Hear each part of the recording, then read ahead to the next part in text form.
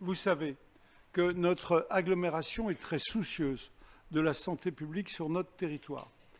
Et donc nous avons missionné, il y a maintenant un petit moment déjà, Atmo, pour étudier la qualité de l'air sur notre agglomération.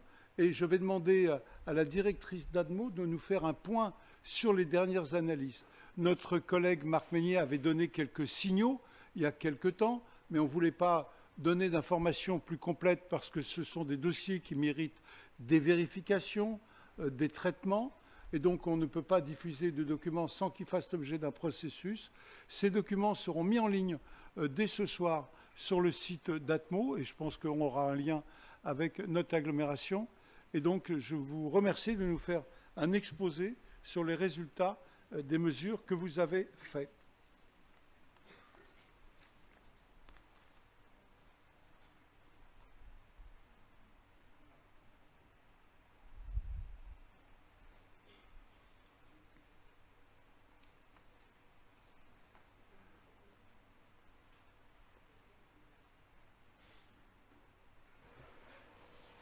Bonjour à tous, donc je suis Florie Franconi, ingénieure d'études à Atmo Nouvelle-Aquitaine et je suis notamment référente sur la thématique des pesticides à Atmo Nouvelle-Aquitaine.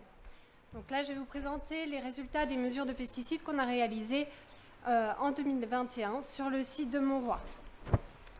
Donc pour vous expliquer un petit peu le contexte du suivi des pesticides en Nouvelle-Aquitaine, donc nous on mesure les pesticides depuis... Parlez plus près du micro parce que vous êtes écouté avec une très grande attention. Il est important qu'on puisse Donc on mesure les pesticides dans la région Nouvelle-Aquitaine depuis 2001. On a effectué depuis 2001 on a étudié 46 sites différents dans différents systèmes agricoles. Principalement, les sites sont entourés de grandes cultures et de viticulture, comme on le voit sur le petit diagramme. Depuis 2001, on a eu 41% de sites en viticulture et 38% de sites en grande culture. Donc vous voyez la répartition un petit peu sur la carte. Quand on est dans l'ex-Poitou-Charentes, on est plus grande culture, mais également viticulture avec les vignes du Cognassier. Et quand on descend en Gironde, on est plus viticulture. Le site de Montroy est donc un site qu'on classe en grande culture, qui est majoritairement entouré et exclusivement entouré de grandes cultures. Donc on le voit ici, ce sont tout ce qui est en jaune, ce sont des grandes cultures. Notre site de prélèvement est positionné donc vers la mairie, sur la place Léon Robin, à 150 mètres environ de la première parcelle agricole. On a déjà effectué des mesures en 2019 et depuis 2021, ce site est un site fixe d'Atmo Nouvelle-Aquitaine. Dans la région, on a 4 sites fixes, c'est-à-dire qu'on fait des mesures d'année en année pour suivre l'évolution des concentrations. Et on a 2 sites mobiles pour aller voir un peu tous les départements de la région. En 2021, on a donc effectué 31 prélèvements. Ce sont des prélèvements qu'on réalise de manière hebdomadaire, des prélèvements de 7 jours qui sont réalisés de février à décembre 2021. On a recherché 107 molécules, des herbicides, des fongicides, des insecticides, un rodenticide et un acaricide. Rodenticides et acaricides n'ont pas du tout été détectés sur le site de Montroy. Donc, pour vous présenter les résultats, en jaune, en orange sont représentés les fongicides, en vert les herbicides et en bleu les insecticides. En haut, ce sont le nombre de molécules que l'on a détectées sur les différents sites étudiés en 2021 dans la région Nouvelle-Aquitaine. Donc, si on regarde le site de la Plaine de Nice, donc le site de Montroy, en termes de nombre de molécules, on est assez peu différent des autres sites. Sur ce site, donc, on a des herbicides qu'on peut comparer au nombre d'herbicides de Poitiers et du Cognassier. Ce sont 2 sites qui sont également en grande culture. Le Cognassier est un mixte entre grande culture et viticulture. Et le site de Poitiers est en grande culture, mais beaucoup plus éloigné des cultures parce que c'est un site urbain. En bas, ce sont les concentrations moyennes annuelles des herbicides, des fongicides et des insecticides cumulés. Donc on voit que le site de Montroy a des concentrations en herbicides bien plus élevées que les sites de Poitiers et du Cognacet, où on a également des grandes cultures. Donc vous voyez sur le graphe, comme vous verrez sur tous les graphes par la suite, cet histogramme est coupé pour ne pas aplatir les autres valeurs. Donc sur le site de Montroy, on a une moyenne annuelle en herbicides, donc tout herbicide additionné, de 22,4 nanogrammes par mètre cube, alors que sur Poitiers et le Cognacet, on est autour de 4 nanogrammes par mètre cube. C'est un site en grande culture, comme je vous le disais, et la problématique, c'est principalement les herbicides, et notamment les herbicides d'automne, que l'on voit notamment donc, sur l'évolution temporelle des concentrations. Donc là, on est toujours en herbicide, donc tout herbicide additionné. Donc on voit les semaines qui sont problématiques, ce sont les semaines notamment 44, 45 et 46, donc le mois de novembre, qui dépassent les 150 nanogrammes par mètre cube. On a notamment un max la semaine 44 où on a 275 nanogrammes par mètre cube d'herbicide. Si on compare avec les sites de Poitiers et du Cognacet, on a ce même profil qui est typique des sites en grande culture. Mais les pics qu'on a obtenus également semaine 44, 45, 46 sont beaucoup plus faibles. Vous voyez que le maximum à Poitiers est autour de 42 et dans le Cognacet, on est autour de 36. Ici, je vous présente donc les moyennes, que ce soit pour les herbicides, les insecticides et les fongicides. Donc en haut, la problématique, c'est bien les herbicides. Et il y a 2 molécules qui ressortent. Donc ça, ce sont toutes les molécules herbicides qui ont été détectées. La plaine de Nice, donc le site de Montroy, est en bleu-vert. Et donc on voit bien que le prosulfocarbe ressort nettement comparé aux autres sites de Nouvelle-Aquitaine. On a également la pendimétaline qui ressort par rapport aux autres sites de Nouvelle-Aquitaine, mais avec des concentrations bien plus faibles.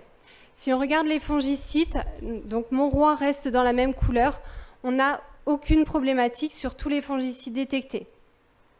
Au niveau des insecticides, le site de Montroy ressort juste pour un insecticide, mais à des concentrations similaires à ce qu'on obtient sur les autres sites de Nouvelle-Aquitaine, c'est le lindane.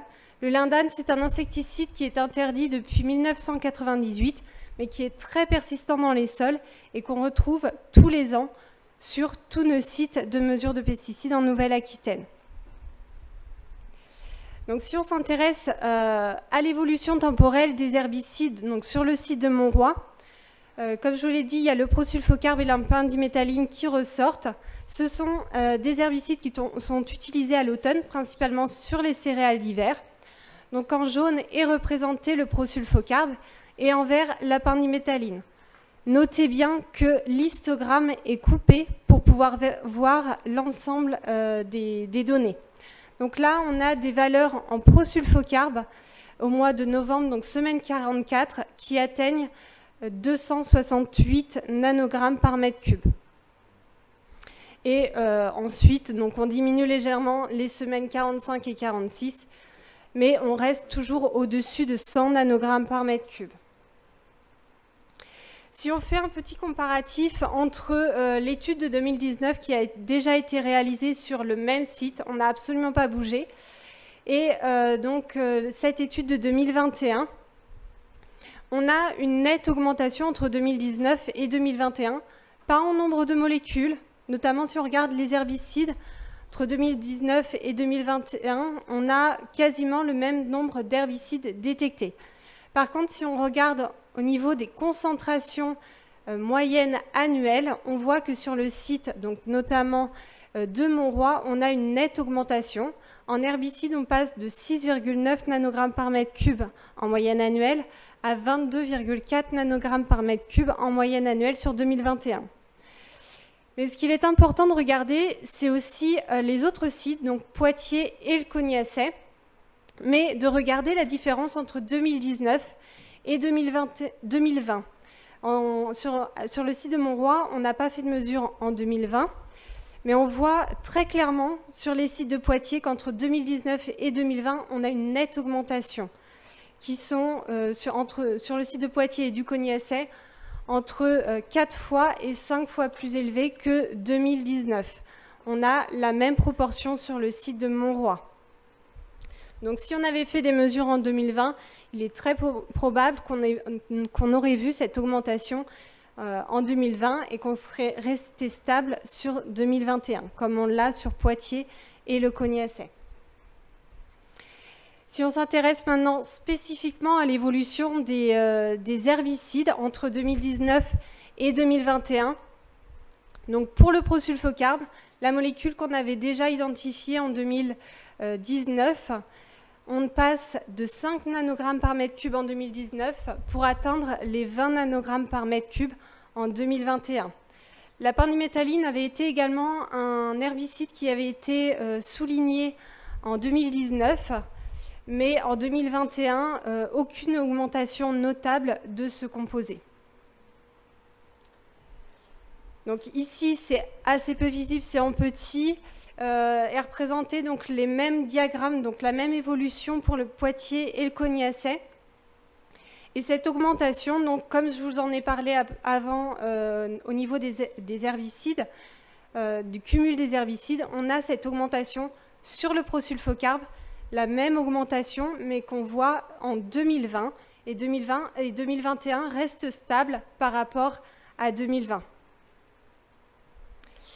Donc finalement, le site de Montroy, il a été choisi parce qu'il est représentatif de la plaine d'Aunis.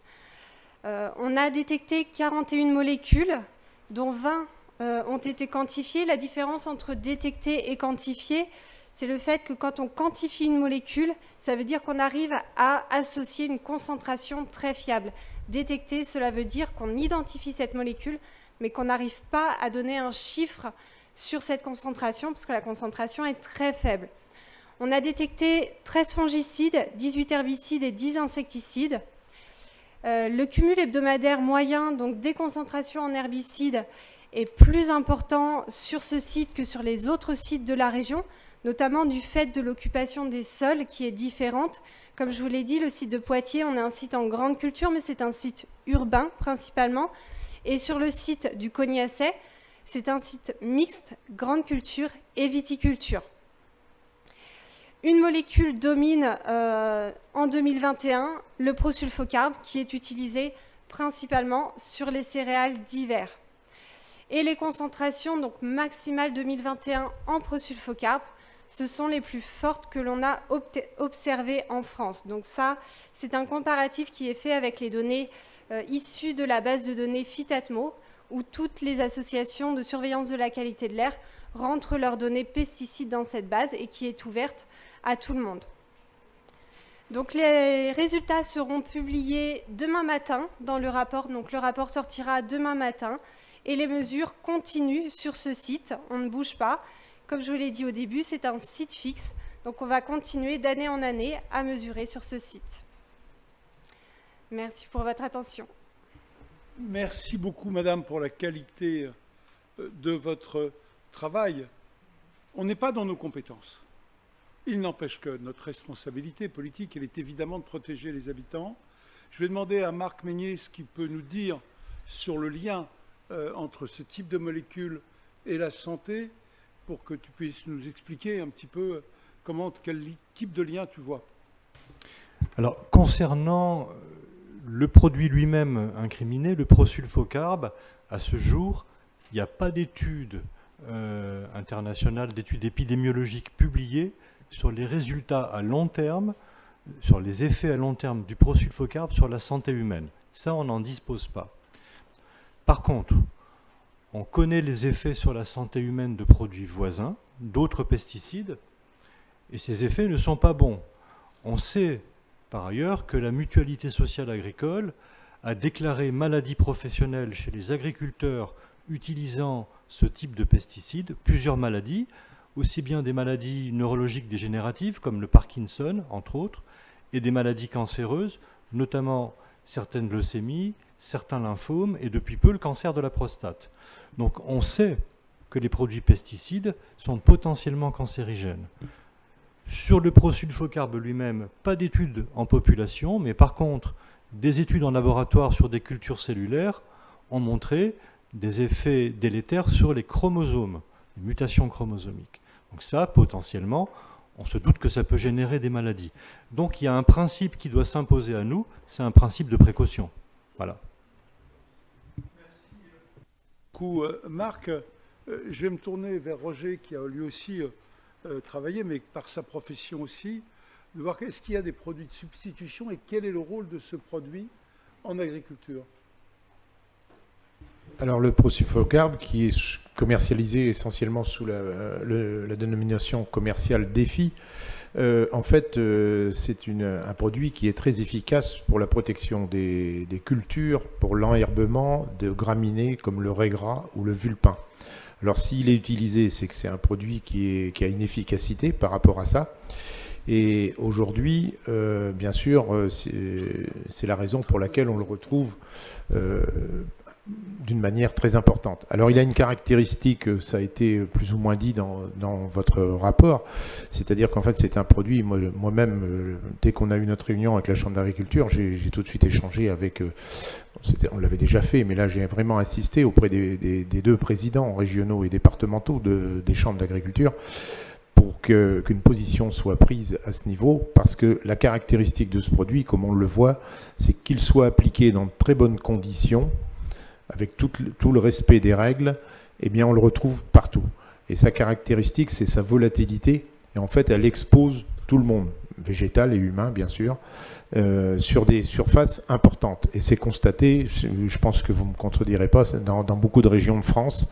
Il y a d'ailleurs eu des signalements de fait à ce point. Alors cette molécule a cette caractéristique-là, et pour ce simple fait, comme Marc l'a dit tout à l'heure, on ne connaît pas encore sa dangerosité, ou du moins d'une manière formelle et démontrée, mais il n'empêche que sa volatilité expose énormément tout le milieu que nous habitons. Voilà. Alors en fait, aussi, si j'ai échangé avec la profession sur ce sujet, c'est que la profession n'est pas complètement démunie. Alors bien sûr, il s'agit toujours de produits phytosanitaires, mais il y a d'autres produits qui peuvent, d'une manière moins efficace certes, mais qui peuvent répondre à la protection des cultures au niveau de l'enherbement. Voilà, ce qui permet aussi de pouvoir s'en sortir. On ne prive pas complètement les agriculteurs de moyens par rapport à l'enherbement. Alors bien sûr, il faudra encore une fois que ça soit vérifié et contrôlé par rapport à l'usage, parce que c'est toujours pareil, on l'a bien vu, les plans éco-phyto qui ont été souvent évoqués ici, où on devait diminuer de moitié l'utilisation des pesticides. En fait, on s'aperçoit que quand on supprime des molécules qui fonctionnent bien, ça se reporte sur d'autres, et en fait, on continue d'utiliser des quantités de pesticides, ça ne diminue pas en quantité au moins. Voilà. Alors, mais justement, par rapport à cette caractéristique, je pense que le fait de demander un moratoire et diminuer d'une manière très importante l'usage de cette molécule ne prive pas les agriculteurs de moyens. Merci beaucoup, Roger. Alors, vous avez sur votre table une motion qui est, comme l'a expliqué Roger, je vous laisse la lire, qui est l'appel à un moratoire. Les éléments clés, vous allez les voir. Une évolution des pratiques agricoles est nécessaire et partagée, car ce pesticide, ce qui vient d'être exprimé, très volatile, représente un risque sur la santé pour chacun d'entre nous. Il peut être retrouvé sur des cultures initialement non traitées, risquant de nuire à une partie de la production des agriculteurs impactés. Au regard de ces éléments et de la comparaison historique avec des molécules similaires, le prosulfocarbe sera vraisemblablement interdit d'usage dans les années à venir. Mais l'expérience concernant d'autres molécules démontre qu'il est nécessaire d'agir au plus tôt et d'appliquer le principe de précaution. Le Conseil communautaire demande donc un moratoire sur l'utilisation du prosulfocarbe sur son territoire auprès des ministres de l'Agriculture et de la souveraineté alimentaire. La communauté d'agglomération sollicite également l'État afin que des moyens soient engagés pour renforcer et accompagner les alternatives à l'utilisation de cette molécule. Si nous présentons cette motion maintenant, c'est que le produit, comme cela a été expliqué, est mis en place à l'automne. Mais ça veut donc dire qu'il est acheté maintenant. On est dans la période où les agriculteurs vont se procurer ce produit. Donc nous voulons envoyer le signal le plus tôt possible, le plus fort possible, pour dire stop à l'utilisation du prosulfocarbe, parce que les travaux que vous avez menés montrent qu'à l'évidence, on est à des taux de concentration, et compte tenu des risques qu'a expliqué Marc Meignet, ce principe de moratoire nous paraît évident. Maintenant, on n'est pas là pour simplement s'agiter, on va faire cette démarche-là, mais on a aussi travaillé avec la Chambre d'agriculture pour que de manière volontaire, elle s'engage elle-même dans la restriction au maximum de ce produit, et la Chambre d'agriculture, par la signature de son président départemental et de son président régional, vient de publier un communiqué, parce que, comme l'a expliqué Roger, nous leur avons donné ces résultats dans les jours précédents, comme nous les avons montrés, bien sûr, aux maires des communes concernées. Et donc, je ne vous le lis pas en entier, mais je vous mets les éléments essentiels. Dans un bref délai, la profession agricole mettra en œuvre toutes les solutions possibles pour substituer l'utilisation du prosulfocarbe et d'éviter ainsi sa présence dans l'air. Je trouve que, au-delà de la démarche que nous faisons, nous ne sommes pas en capacité de réglementer nous-mêmes. Si jamais nous décidions d'interdire, le préfet nous dirait « Mais attendez, vous n'avez pas la compétence pour produire cela, c'est une autorité de l'État. » Donc nous demandons à l'État un moratoire, mais en parallèle, dans une action concertée avec les chambres d'agriculture, nous leur demandons d'arrêter l'usage et le communiquer, même si, aux yeux de certains, on n'ira peut-être pas assez loin, après chacun jugera, mais va déjà très fortement dans le sens que nous souhaitons. Il y a aujourd'hui un consensus, comme tu l'as exprimé, pour dire que ce produit sera vraisemblablement interdit dans un délai court. Mais on ne veut pas attendre. Il y a des exemples que l'on a à l'esprit aux Antilles, notamment avec les traitements des bananes, où on a beaucoup trop tardé à substituer des produits. Donc là, notre agglomération souhaite être radicale dans sa position, de dire stop à l'utilisation de ce produit, ne l'achetez pas maintenant, ne le mettez pas en œuvre cet automne, parce que malgré des précautions d'usage que tu as évoquées, sa volatilité fait qu'on le retrouve partout. Voilà, chers collègues, ce que je vous propose de faire, d'adopter cette motion, mais j'imagine bien qu'il y aura évidemment plein de réactions. Roger, Paul Rolland, bien sûr Jean-Marc. Oui, ce que je voulais dire ici, c'est que on avait déjà remarqué, après les premières levées, bien sûr, ce pic constaté qui s'est en fait confirmé et d'une manière très forte. Et en fait, moi j'ai tout de suite interpellé, on l'a dit, hein, les présidents, mais aussi les organismes stockeurs et les présidents de coopératives. Et je peux, ici, c'est un peu une première, parce que c'est un milieu en fait où on touche à l'économie de l'agriculture qui a été mise en place depuis très longtemps. Vous savez, j'étais exploitant agricole, et en fait, même si les premières discussions ont été un peu habituelles, c'est-à-dire qu'on m'a dit, bon, ben, on va attendre, on va voir, on fait le dos rond, c'est un petit peu ce qui se passait d'habitude. Là, après les explications que j'ai données tout à l'heure, j'ai eu une écoute différente, et c'est ce qui donne aujourd'hui cette position. Et je pense qu'à leur niveau aussi, on peut les saluer, parce que pour moi, je considère ça un peu comme une première. Voilà. Et je voulais les remercier ici d'avoir été à l'écoute et de s'engager aussi à nos côtés. Merci. Paul Rolland, vous avez demandé la parole.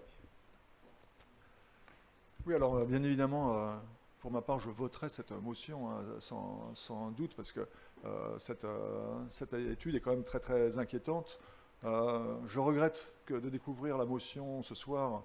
J'aurais bien aimé pouvoir en disposer un petit peu avant. Et je voudrais surtout que cette motion ne soit pas prise comme la stigmatisation du monde agricole. Je pense que c'est l'agrochimie qui est vraiment en cause dans cette histoire. Et je ne voudrais pas qu'on mette l'agriculture contre les habitants. Il faut qu'on travaille vraiment ensemble. Merci, mais c'est tout le sens du travail qui a été fait, où la Chambre d'agriculture a été informée. Il y a eu des échanges, et c'est la raison pour laquelle ils ont décidé de publier un communiqué ce soir avec les termes que j'ai ainsi utilisés. Et ce que vient de dire Roger est essentiel. C'est une première.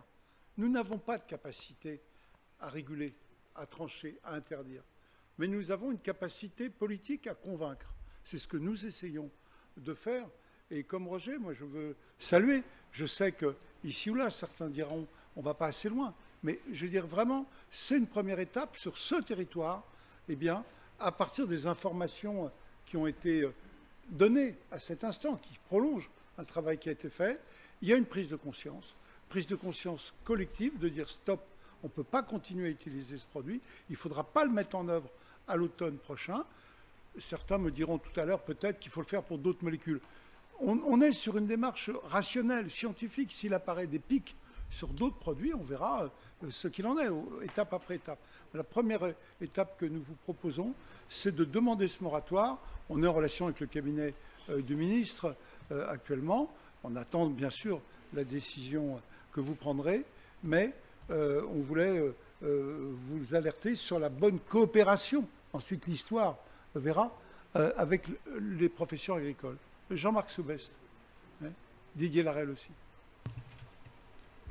Oui, Président, chers collègues, alors vous doutez bien, et je pense que c'est à moi que vous pensiez, quand vous dites certains n'étaient pas tout à fait satisfaits oh non, moi je pensais que vous étiez très satisfait. Des mots utilisés.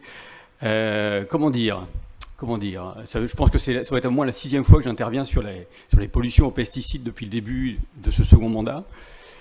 Pollution des captages d'eau, pollution de l'air.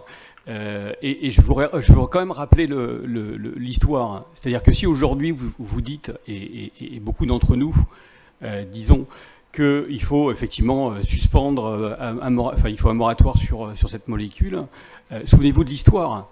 C'est parce que les associations santé environnementale, c'est parce que les cancers pédiatriques, c'est parce que les écologistes ont demandé un diagnostic, ont demandé que soit mesurée la pollution de l'air sur notre agglomération.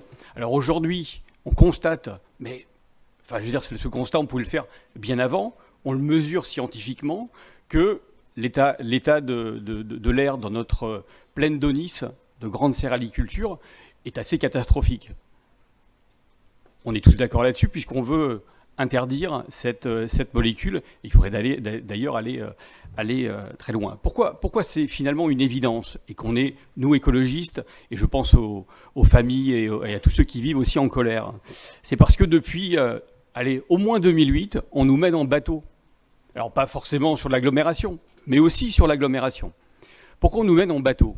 Parce qu'en 2008, il y a le premier plan Écophyto, où on dit, effectivement, dans 10 ans, on va réduire de 50% les utilisations de pesticides dans l'agriculture.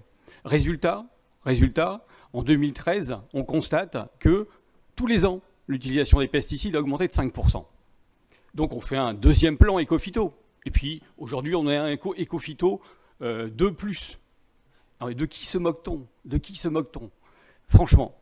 Aujourd'hui, les constats que Atmo fait, c'est des constats vraiment qui sont très inquiétants.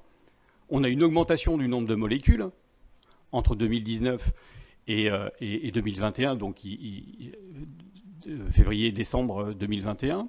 On a une augmentation des concentrations, et on se félicitait tout à l'heure d'être champion d'Europe de rugby. On est champion de France de la concentration de cet herbicide. On ne doit pas s'en féliciter, mais on doit agir. Et on doit agir collectivement, bien évidemment, parce qu'on en a les moyens. Moi, je ne suis pas d'accord quand on dit, voilà, c'est pas notre compétence, et globalement, on peut demander des moratoires et dire des grands mots, mais on ne peut rien faire. Tous les élus sont présents dans les syndicats mixtes qui s'occupent de la gestion de l'eau. Tous les élus sont présents sur le territoire pour donner des subventions à tel ou tel type de produits alimentaires. Tous les élus sont présents, et pas seulement les élus, mais aussi les services de l'État, la Chambre d'agriculture. On a des leviers financiers très importants pour changer ce qui est aujourd'hui indispensable, c'est notre modèle agricole. On dit ça depuis au moins 20 ans. Au moins 20 ans. Et aujourd'hui, on se retrouve avec une agriculture qui est climaticide, des agriculteurs qui sont aujourd'hui en grande souffrance et souvent endettés. On se retrouve avec une 6e extinction de masse, et entre autres liée aux herbicides et aux pesticides. Et notre qualité de l'eau, quand on fait et Guillaume Krabal le sait très bien, encore mieux que moi, quand on fait des études, c'est aussi des nitrates et des pesticides. Donc, on a besoin d'aller beaucoup plus loin qu'un simple moratoire sur une molécule qui sera remplacée l'année prochaine par une autre molécule. Et l'année suivante par une autre molécule, comme celle-ci a remplacé d'autres molécules. Deux propositions. La première proposition, c'est effectivement d'aller plus loin dans notre capacité à protéger nos populations. Aujourd'hui, l'État, le préfet, a les moyens de dire aux maires, oui, vous pouvez prendre des arrêtés anti-pesticides et nous ne les combattrons pas. C'est une possibilité. Le préfet a aussi les moyens, le dispositif est réglementaire, il est dans la loi, d'étendre la protection des habitants en limitant, en interdisant les épandages, notamment sur des périodes qui sont critiques, celles de l'automne, auprès des habitations. Ça peut se faire, mais demain, sans attendre la réponse de l'État. C'est aussi faire appliquer la loi. Aujourd'hui, on n'a pas le droit de faire des épandages quand la vitesse du vent est supérieure à 21 km/h. Or, promenez-vous au moment des épandages, je pense que cette réglementation est très peu respectée. Donc, ces dispositifs-là existent, appliquons-les et donnons les moyens à ceux qui sont dépositaires de l'autorité publique, notamment les maires, de faire appliquer des mesures de protection qui soient efficaces. Et puis, il faut aller plus loin. Effectivement, on doit engager non pas une transition qu'on attend depuis 20 ans, mais une vraie bifurcation, une vraie transformation de notre modèle agricole. Imaginez, on vient de publier les chiffres de l'agriculture biologique en Nouvelle-Aquitaine. Qui est premier, qui est dernier? Moi, je sais qui est dernier. La Charente-Maritime. 5% d'agriculture biologique en Charente-Maritime quand des départements dépassent les 15%. Est-ce qu'il n'y a pas un lien de cause à effet entre cette volonté de préserver un modèle agricole hyper productiviste où on va mettre des produits sur des terres qui sont déjà très fertiles pour rentabiliser au maximum des productions dans un système agroalimentaire qui est souvent un système agroalimentaire d'exportation, aux dépens de mettre en œuvre des moyens vraiment efficaces pour accompagner les conversions et surtout pour aider au maintien des agriculteurs qui passent en bio et qui ont beaucoup de difficultés, notamment avec la nouvelle PAC, à se maintenir. C'est ça notre défi. Et aujourd'hui, dans notre agglomération et autour, on a des agriculteurs bio qui font du blé, on a des agriculteurs bio qui font des lentilles, on a des agriculteurs bio qui s'engagent véritablement dans une transition agricole qui protège les sols, qui protège l'air, qui permet de nourrir, qui font de la farine, que peut-être vous utilisez dans le pain que vous mangez. On doit accélérer cette bifurcation. Et ça, ce ne sont pas que des mots, c'est des investissements, mais c'est aussi une protection par rapport à ces pollutions. Parce que, alors, le cas s'est pas produit en Charente-Maritime, je crois, à ma connaissance, mais dans d'autres départements, des agriculteurs bio ont jeté à la poubelle des tonnes de production parce qu'ils étaient effectivement pollués à cet herbicide qui est effectivement très volatile, et pour qu'il soit utilisable, il demande des concentrations très très importantes. Donc il faut aller plus loin. Ce moratoire, je dirais, pourquoi pas, mais on en a, je pense, voté des dizaines dans toutes les régions de France où ce problème se pose. Mais on a les moyens d'agir, Monsieur le Président. On a les moyens d'agir. Je terminerai par évoquer une chose, et Roger Gervais en est le dépositaire ici, mais on pourrait imaginer quelque chose de beaucoup plus national, c'est la stratégie foncière.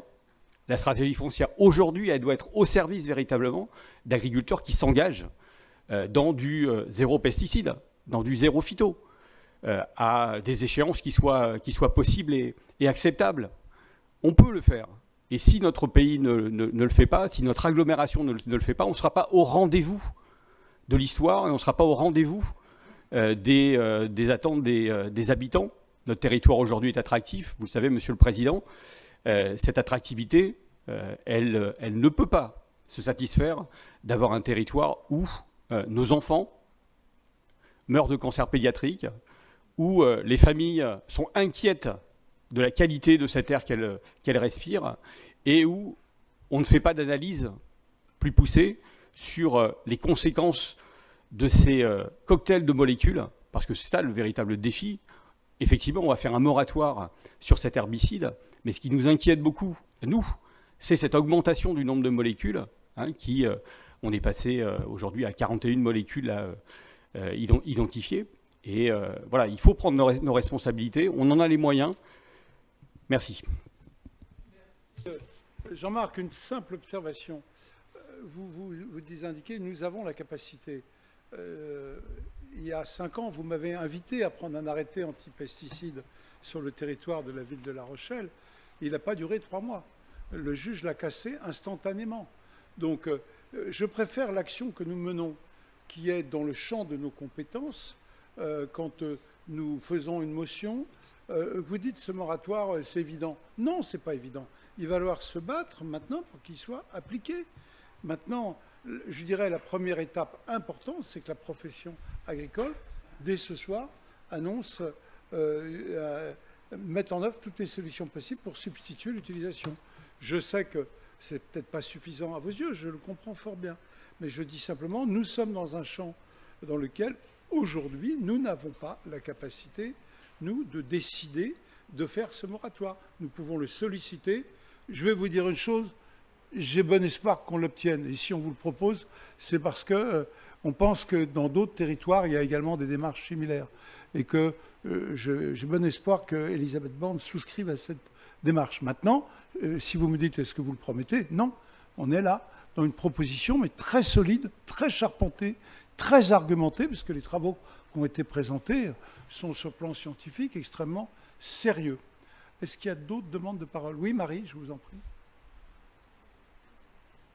Oui, Monsieur le Président, merci. J'aimerais dire quelques mots en tant que maire et en tant que vice-présidente de cette agglomération, parce que je dois vous dire que si on ne peut pas se réjouir de ce que nous venons d'entendre, en tout cas sur les résultats de cette étude, moi je me réjouis néanmoins de la prise de conscience de notre agglomération sur le sujet. Je ne sais pas ce qui a été fait avant et je rejoins Monsieur Soubest peut-être sur le fait de dire que d'autres décisions auraient peut-être dû être prises en amont. Néanmoins, je pense que ces décisions relèvent souvent du cadre national et non pas de notre territoire. Et vous avez évoqué notamment l'arrêté anti-pesticides qui, malheureusement, juridiquement, ou alors je suis passée à côté de l'information, mais ne tient pas. Et je pense que c'est extrêmement important ce soir de signaler que notre action sur le territoire ne se limite pas à ce moratoire.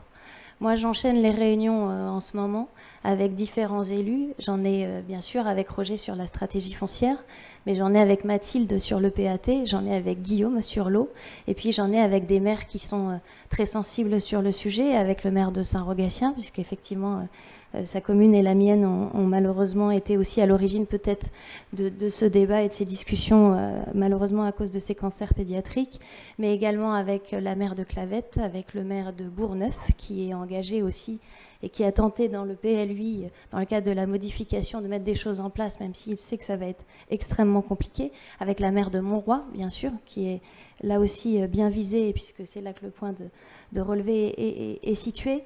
Ce que je veux vous dire, et je crois que c'est important de communiquer ce soir sur l'ensemble des démarches qui sont entreprises, parce que l'avenir de ce moratoire, on ne sait absolument pas ce qui va se passer. On ne sait pas quelle suite sera apportée. Et au regard de l'évolution de la situation actuelle, je ne suis pas sûre qu'on puisse y parvenir. Mais Marc n'a pas encore parlé de ce volet-là, mais il travaille désormais. Déjà, on a un élu à la santé sur notre agglomération, ce qui n'était pas le cas auparavant. Déjà, ce signal, il était important. Et il est important parce qu'il permet la déclinaison d'un plan d'action. Donc Marc travaille à l'heure actuelle sur le contrat local de santé. Et il y a tout un volet sur la santé environnementale. Il pourra vous en dire quelques mots, bien sûr. Et il en parlera forcément mieux que moi. Mais ça veut dire qu'il y a un sujet. Il y a un sujet en plus qui est travaillé en concertation avec des habitants de nos territoires, avec des associations, avec des partenaires. Donc ça, c'est un sujet déjà qui apparaît à travers la délégation de Marc. Et puis bien sûr, on a Guillaume, là aussi, il pourra vous en dire quelques mots, mais tout le travail qui est fait sur la protection des points de captage, là aussi, on a une évolution, là aussi, il y a des discussions avec le service de l'État qu'il n'y avait peut-être pas auparavant et qui progressent. Donc on a un sujet là-dessus. Et puis Mathilde n'est pas là, mais elle m'a demandé de parler aussi du travail qu'elle menait. Elle fait un diagnostic foncier et agricole en ce moment avec un bureau d'études. Et son objectif, c'est de faire le tour des communes. Et puis Mathilde travaille aussi au niveau du SCOT. Et elle veut envisager la mise en place de périmètres de protection et de mise en valeur des espaces naturels et agricoles. Elle travaille pour la mise en place de ce projet alimentaire sur une alimentation saine et durable sur notre territoire. On a tout le volet sur les OAP, le travail à faire sur les franges urbaines. Donc ça aussi, on est en train d'essayer d'avancer sur ces volets-là. On a sur le projet LRTZC un comité citoyen qui vient travailler sur le volet agriculture pour voir les différentes propositions qui pouvaient être mises en œuvre également sur notre territoire. On a l'appel à projet qui est en train de se mettre en place, riverains, agriculteurs, dans lequel vont être associés la Chambre d'agriculture, la coopérative COP Atlantique, pour des discussions sur 5 communes tests qui vont avoir un temps de médiation entre agriculteurs et riverains pour justement trouver in situ des solutions très concrètes à mettre en place. Alors, on n'a pas de baguette magique. Moi, j'entendais M. Soubest et je le regrette tout autant que lui. Mais il faut dire les choses. Nos marges de manœuvre, bien sûr, on réfléchit aussi au coût financier d'un accompagnement plus poussif sur la question de la transition agroécologique, sur l'accompagnement de nos agriculteurs bio. Mais on voit qu'il y a des leviers qui existent. Je vois la commune de Dompierre qui a pris une délibération sur l'exonération des taxes foncières pour des exploitations agricoles qui s'implanteraient sur du foncier agricole. Et on se rend compte que cette délibération, elle est extrêmement politique et moi, j'y adhère totalement. J'ai peur, et on a déjà eu cet échange, que la répercussion ne soit pas forcément reproduite au bénéfice de l'exploitant. Mais c'est un outil. Et des outils, justement, on les cherche en ce moment. Donc, Monsieur Soubest, moi, j'entends les outils que vous proposez et je pense qu'il faut qu'on continue à avancer ensemble sur le sujet. Mais ce soir, je me dis au moins, et notamment sur la question de la transparence qui me tient à cœur au titre de ma délégation, on donne l'information, on vous fait part de l'ensemble des mesures qu'on essaie de mettre en place sur notre territoire. Et ça, déjà, sur notre agglomération, pour moi, c'est une véritable avancée. Donc voilà, je tenais à vous le préciser. Merci beaucoup, Marie. Est-ce qu'il y a d'autres demandes d'intervention? Oui, j'en vois 2. Oui, je vous en prie. Didier, et ensuite... Je vais être beaucoup plus bref parce que les précédents orateurs ont pratiquement tout dit de ce que je voulais dire. Ne serait-ce que les résultats nous inquiètent fortement puisque beaucoup de cancers pédiatriques ont été détectés sur la commune de Saint-Rogatien et on ne peut pas rester insensible. Comme Paul Roland, je ne voudrais pas stigmatiser les agriculteurs qui nous nourrissent quand même, mais nous devons tout faire pour lutter contre les pollutions qui nuisent à notre santé. Merci beaucoup. Thierry Tougeron. Oui, bonsoir à tout le monde. Alors, bon, on peut parler de cette molécule. Effectivement, elle est classée par l'ANSES nocif en cas d'ingestion, elle peut provoquer des allergies cutanées, toxique pour les organismes aquatiques, entraîne des effets à long terme. Tout ça, on le sait, on connaît beaucoup de molécules. L'écotoxicologie est une science qui a déjà un certain nombre de dizaines d'années. Peut-être qu'on peut orienter aussi le travail sur la réflexion sur les études écotoxicologiques de ces molécules qui existent et aller vers les recherches scientifiques aussi pour soutenir la création de nouvelles molécules qui, elles, n'auraient pas d'effet écotoxicologique parce qu'on les aurait étudiées. La problématique, c'est bien qu'il y a des dizaines de milliers de molécules qui sont produites chaque année et qu'il faut faire le tri, on n'a pas le temps. Donc peut-être qu'on pourrait impulser aussi des études scientifiques dans ce sens-là. Je vous remercie. Merci beaucoup, chers collègues. Oui, je t'en prie. J'ai juste une question. Vous avez parlé d'études sur Montroy. La communauté d'agglomération, je suis la commune de Loumeau, la Gore, Nieul. C'est des cultures à tiges hautes.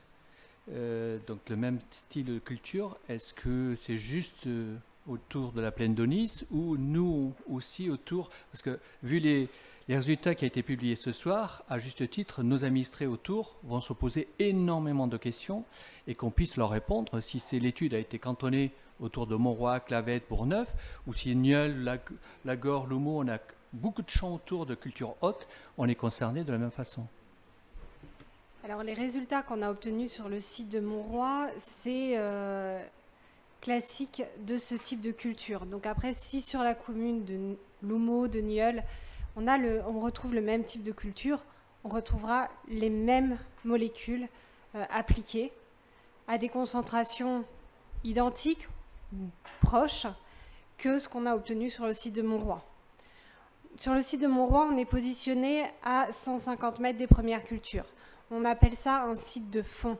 Si on était en site de proximité à étudier les cultures les plus proches, on se positionnerait inférieur à 100 mètres de la première culture. Mais là, on est vraiment caractéristique de tout le système culturel de la plaine de Nice, mais qui peut être plus large que la plaine de Nice. C'est vraiment le système culturel de la zone. Merci beaucoup, madame. Je vous propose de mettre au vote la motion que vous avez sur votre table. Qui souhaite adopter cette motion?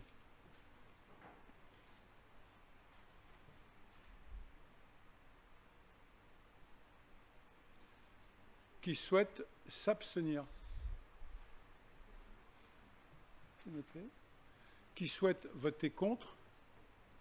Évidemment, cette motion est donc adoptée. Je vous remercie. Évidemment, on aura encore à retravailler, Marie, sur l'ensemble de ces sujets.